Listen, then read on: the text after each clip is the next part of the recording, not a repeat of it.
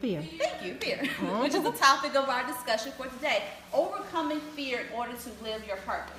So in order to overcome fear to live your purpose, you have to first know your purpose. Does everyone know what their purpose is? Yeah. Okay, and that's okay. You know what that's great. So here's the thing about your purpose. Your purpose usually stays the same throughout life. However, how you act out your purpose can change throughout life. So for example, my purpose in life is to empower people, is to help other people. But when I was in my early 20s, the way I lived out that purpose was to tutor young adults, because my mission at that time was to save the world one child at a time. And then I was led away from children and began speaking to women. So while my purpose is still helping others, now my purpose specifically is to help men and women overcome the barriers of their lives. So do you know your purpose? And if you do know your purpose, going back to what we talked about earlier, do you have a relationship with your purpose? Are you intimate with your purpose? Do you trust the path that your purpose leads you down? And are you communicating with yourself about your purpose? Okay? So what happens now that you know your purpose, but your purpose scares the living crap out of you? Anyone ever had that feeling like you're just scared? Or maybe it's not even just your purpose. You've just been called to do something. You've been called to go out and present something to the CEO of your company. Or you've been called to get up on stage with your 5-year-old kid and recite the Pledge of Allegiance or something. Or you've been called to do something that pushes you out of your comfort zone and it scares you senseless. What do you do? So, as always, let's start with definitions. What is fear? And don't give me an acronym. Give me the definition of fear. Jalen? Not being comfortable with what you're doing.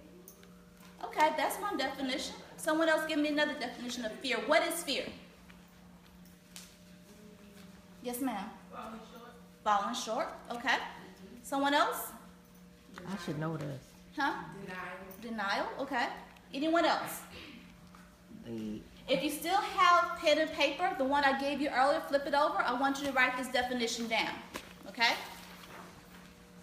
Fear is a distressing emotion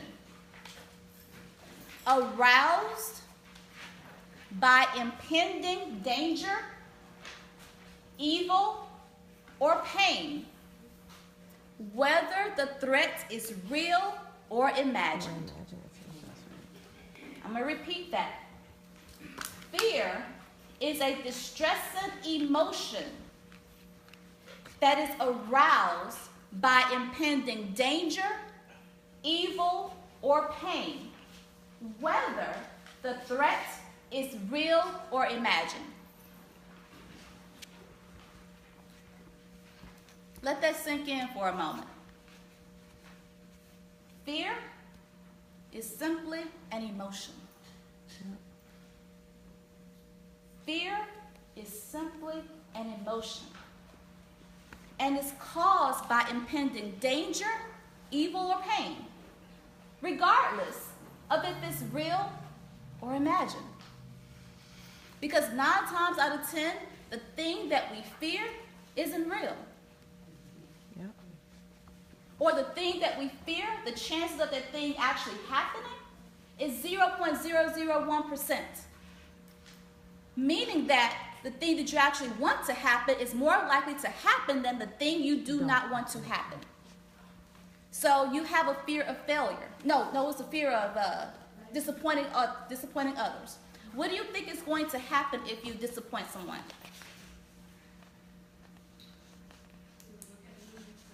They will look at you a certain way, right? And let's say they do look at you a certain way. What would that mean? So they have this new way of looking at you. What can you do to overcome that certain way of them looking at you? So let's say, for example, I shared earlier that I have this fear of letting people down similar to you, right?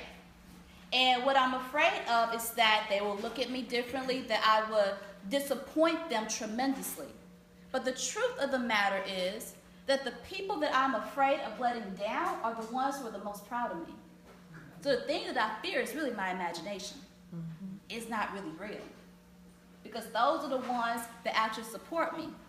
And the ones who may feel as if I let them down probably don't support me anyway. So the chances of what I'm fearing actually happen is 0.001%, which means it's more than likely not going to happen. But let's say the thing that you fear is a spider. I'm afraid of spiders, right? And so what am I afraid of about this spider? What about this spider am I really afraid of? I'm afraid that the spider is going to bite me. It's venomous. Right. So what's the worst thing that could happen if that spider bites me? If that spider bites me, I could get, sick, poison, or even lay eggs. There was this little rumor back when I was a kid that if a spider bites you, you're going to lay eggs on your skin. And you're going to do, you get where I'm going with that. Scared the crap out of me. Now that I'm older, what's the likelihood of a spider laying eggs under my skin while I'm asleep and I don't even know about it? But let's say the spider is venomous and it bites you. So if the spider bites you, it hurts.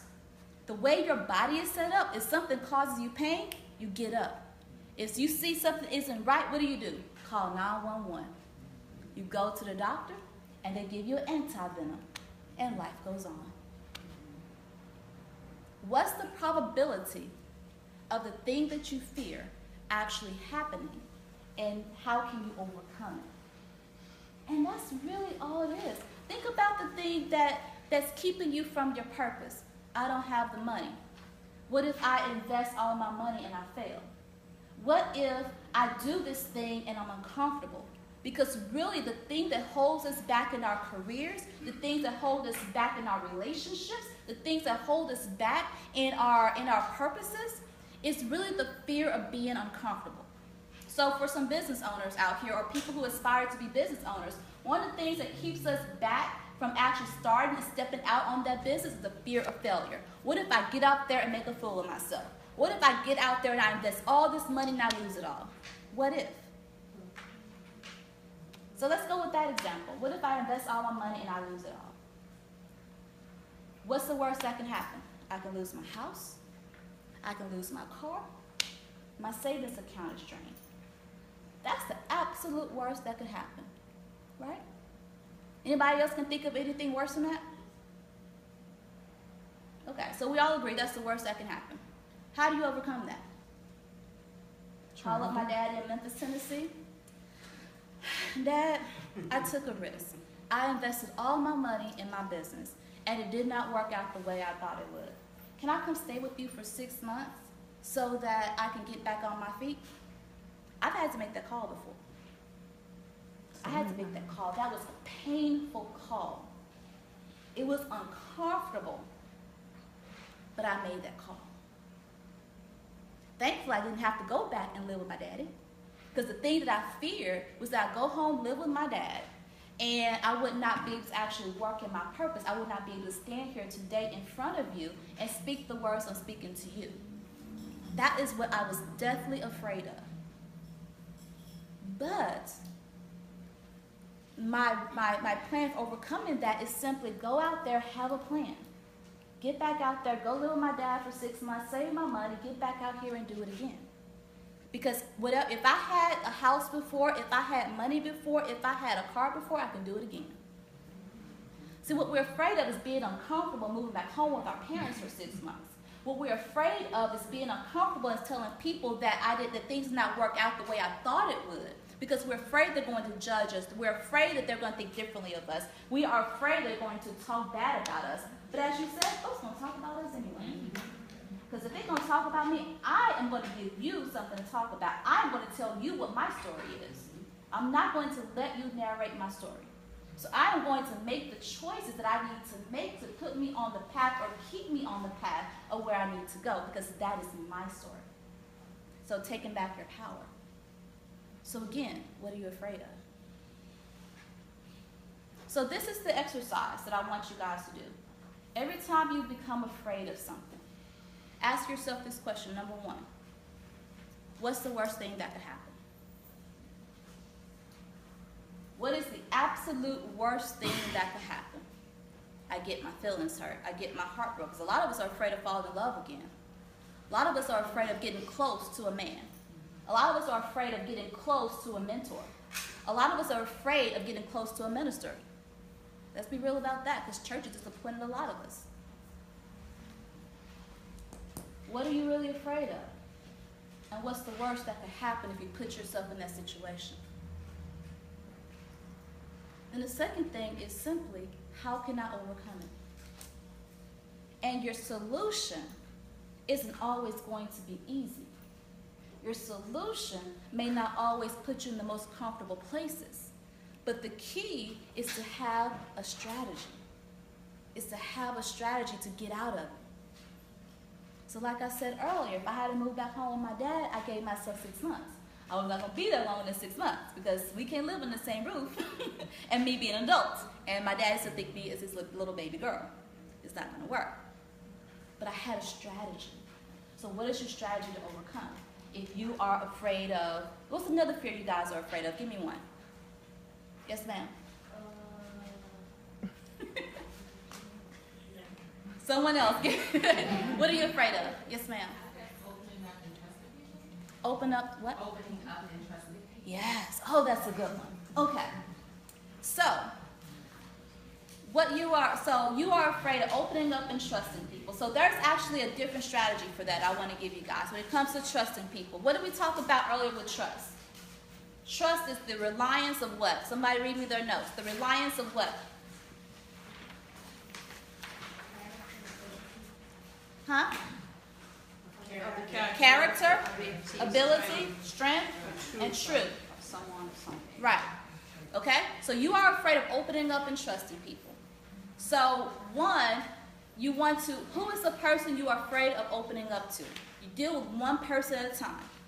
So let's say you're afraid of opening up, let's say to your mother. What are the character traits of your mother? Write them down. Does she have the ability to meet your needs? What do you need from your mother? What type of relationship do you want with your mother? Then what's her moral strength? Because not everyone shares the same morals. And then look at the truth. What is the truth about who she is? What is the truth about where she is in her life? What is the truth about the situation? And you take all of that, and that's how you assign the level of trust with different people. And so let's say you have all this down, and you're still a little bit afraid of trusting them because you're like, I want to trust this person with $100, but I'm even afraid to give them $1.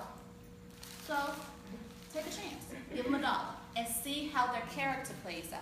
Because the risk you have with just giving that person $1 is small compared to a risk of $100, right? So give them $1 and look at how their character plays out. Look at how their moral strength plays out. Look at the truth of the situation. And you test it out little by little. Because you will always live in fear if you don't take those steps. Because the worst thing that could happen when you are afraid of trusting someone is that they break your trust. They betray you. So how do you overcome that? Looking at the character, ability, strength, and truth of that person. They have the ability to meet that need, and then giving them a little at a time until you reach that limit. Because oftentimes we expect people to fulfill these big things and not really realize they don't have the ability to fulfill it. It's like me telling you to hold my purse, and I know that you have sticky fingers. I'm going to give you my purse anyway and expect all the money to be there. Then get mad when I come to you later and get my purse back, all my money gone. When in the beginning you did not have the ability or the moral strength or the character to keep my money in my purse. But I'm mad at you. So now it's, oh, I can't trust nobody with my money. But you did not assess the situation, the person, the character, strength, ability, and the truth of the situation before you decide to put all your trust in them. Make sense? And that's how you build your trust with yourself. That's even how you build your trust with God. I'm diverging here a little bit. Because the truth be told, some of us are afraid of trusting God. But what are his character traits? Does he have the ability to do what it is that he says he would do? Yeah. Right? His morals. God is the definition of our morals. And then what is the truth? How have you experienced his truth in your life? And you begin to build that trust with him again and again because you say, okay, God, I'm going to trust you here. I'm scared, but I'm going to trust you here. Oh, you showed up, you gave me $5. Good. I'm going to trust you here. Man, you gave me $20 this time. I'm going to trust you here. Oh, I lost $25, but I still have $100 in my bank. Okay, God. It was uncomfortable here for a minute, but I'm still good. So I'm going to go again. That's how you build your trust with God. And building trust with yourself, the same thing. What is the truth about your character? Let's look at ourselves. What is the truth about your character? Where are your moral strengths based? Do you have the ability to meet the demands you place on yourself? Because a lot of us are really hard on ourselves, and we hold ourselves to these high standards of perfection. But none of us are perfect, but we expect ourselves to be perfect because, what? We just decided we want to be perfect. And don't give ourselves the grace to make mistakes. And then what is the truth of who you are? Right? So that was a long answer to your question. I hope it was useful. Any other, I forgot what my original question was. Well, any other questions about what I said? Overcoming fear. You have to have a strategy to overcome fear once you recognize it, what you're afraid of, what you're really afraid of, because usually the first answer that comes out your mouth is not your true fear. So going back to my fear of spiders, I'm not really afraid of the spider itself. What I'm afraid of is the result of the bite. I'm afraid of the pain that it will cause. I'm afraid of the inconvenience it might cause. I'm afraid of the hospital visit it might give me. I'm afraid of the babies being implanted under my skin. That probably won't happen. That's really what I'm afraid of, not afraid of the actual spider.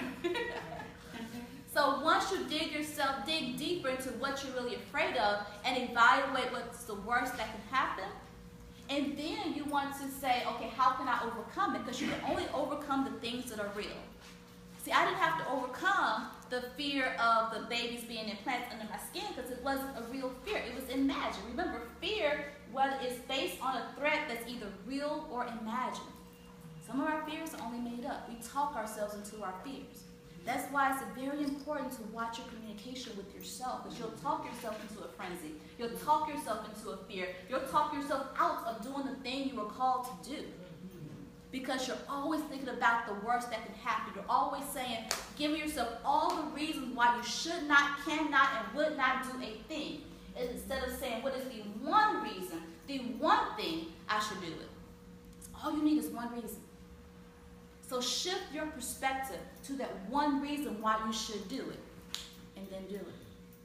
Because I guarantee you, there's nothing that you cannot overcome except for what? Death. You can bounce back from anything, from a heartbreak. I'm here to tell you, I've been divorced, and I have been engaged and had him walk out on me and say, oh, it's not you, it's me. And I haven't seen him since. I lost my house. I've lost a lot. I've been hurt. I've been disappointed. I've failed, supposedly. It's not really a failure because I've learned from it. I've bounced back from it. Right? But anything can be overcome except for death. As long as I'm still here, baby, I'm going to keep kicking. I'm going to keep going. And that's the attitude that you have to have. Because God did not give us a spirit of fear. 2 Timothy 1st chapter, verse 7. For God has not given us a spirit of fear or timidity, but a spirit of power, love, and discipline. You have to walk in your power. You have to walk in the spirit of love for yourself, for God, and for the calling that is on your life. And you have to have the discipline to stand still first and overcome that fear. Not stand still and stand in that fear, but to overcome that fear. Have the discipline and be willing to be uncomfortable like you're in here right now. Some of you guys are uncomfortable because it's a little warm, but you're here. You made a decision to be here and be uncomfortable because there was something you needed to get here today that's going to change your life. You made a decision and you're here and you're going to walk out this door a different person. Take that same attitude in everything that you do. Every single thing. And I guarantee you, you will not only walk in your purpose, you will be successful in your purpose. Whether your purpose is to raise amazing children, start a business, or become the next president of the United States. Whatever your purpose is, because purpose is not really this big grand thing. It's whatever it is God has called you to do. Your purpose could be a professional hug giver. Because some people need hugs. Your purpose could be just simply, how can I help you today? You need anything, you hug, $1? That could be your purpose. Or your purpose is to be in front of millions of women across the world, changing their lives, transforming their lives. Your purpose can be any single thing, but you cannot walk powerfully and unapologetically in your purpose until you create a strategy to overcome the fears. And that's what it means to walk and live a fearless life, because fear is a natural emotion. You're not going to get rid of it. What fearless really means is to allow fear to have less control over your life. Instead, have your power, your God-given power, your God-given confidence have more control over your life than the fear. That's all fearlessness means. That's all it is. You have less of the fear and more of the courage. The less of the fear and more of the strategy. The less of the fear and more of the confidence, more of the God confidence. That goes back to the relationship with yourself, because whatever you cannot do, God can do it. As long as you are tapping into the Holy Spirit that's within you, you can do it. But you've got to sit down and create that relationship with yourself. Create that relationship with God. It all comes back to relationships. Relationships affect how you show up and actually how you overcome your fears. Any questions? Comments? So what I want to charge you with today is to take everything that you have. You guys have written some notes. You've asked some great questions. Go back home and study it. Because this is a journey.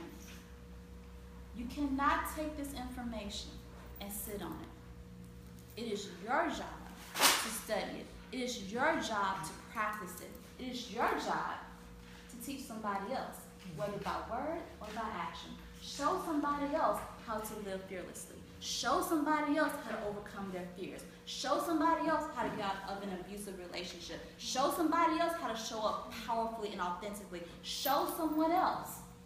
Because if you walk the walk, you don't have to talk the talk. That's right. Yes. All right?